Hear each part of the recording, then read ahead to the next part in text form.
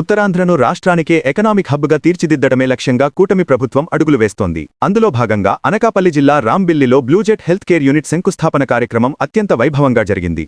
రాష్ట్ర విద్యా, ఐటీ మరియు ఎలక్ట్రానిక్స్ శాఖల మంత్రి నారా లోకేష్ ఈ కార్యక్రమానికి ముఖ్య అతిథిగా హాజరై పరిశ్రమకు పునాదిరాయి వేశారు.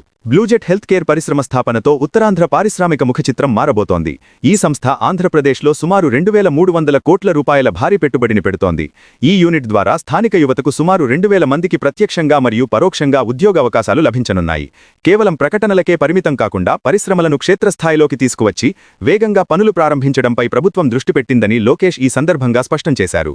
దేశంలోనే ప్రముఖ ఔషధ తయారీ కేంద్రాలలో ఒకటిగా ఆంధ్రప్రదేశ్ను నిలబెట్టడమే ప్రభుత్వ ధ్యేయమని మంత్రి పేర్కొన్నారు. రాంబిల్లి ప్రాంతం ఫార్మా మరియు అనుబంధ రంగాలకు కేంద్రంగా మారుతోందని, ఇది ఉత్తరాంధ్ర ఆర్థిక వృద్ధికి వెన్నెముకగా నిలుస్తుందని ఆశాభావం వ్యక్తం చేశారు. పరిశ్రమలకు కావాల్సిన మౌలిక సదుపాయాలు మరియు అనుమతులను అతి తక్కువ సమయంలో మంజూరు చేస్తూ ఇన్వెస్టర్ల నమ్మకాన్ని ప్రభుత్వం గెలుచుకుందని తెలిపారు. విశాఖపట్నం చుట్టుపక్కల ఉన్న ప్రాంతాలను పారిశ్రామికంగా అభివృద్ధి చేయడం ద్వారా ఉత్తరాంధ్ర జిల్లాల్లో వలసలను అరికట్టవచ్చని మంత్రి లోకేష్ అభిప్రాయపడ్డారు. భోగాపురం ఎయిర్పోర్ట్, విశాఖ పోర్ట్ వంటి వసతుల వల్ల ఈ ప్రాంతం అంతర్జాతీయ పెట్టుబడులకు స్వర్గధామంగా మారిందని ఆయన పేర్కొన్నారు. రాబోయే రోజుల్లో మరిన్ని దిగ్గజ సంస్థలు ఉత్తరాంధ్ర బాటపట్టనున్నాయని, తద్వారా స్థానిక యువతకు తమ సొంత గడ్డపైనే ఉపాధి లభిస్తుందని ప్రభుత్వం భరోసా ఇచ్చింది.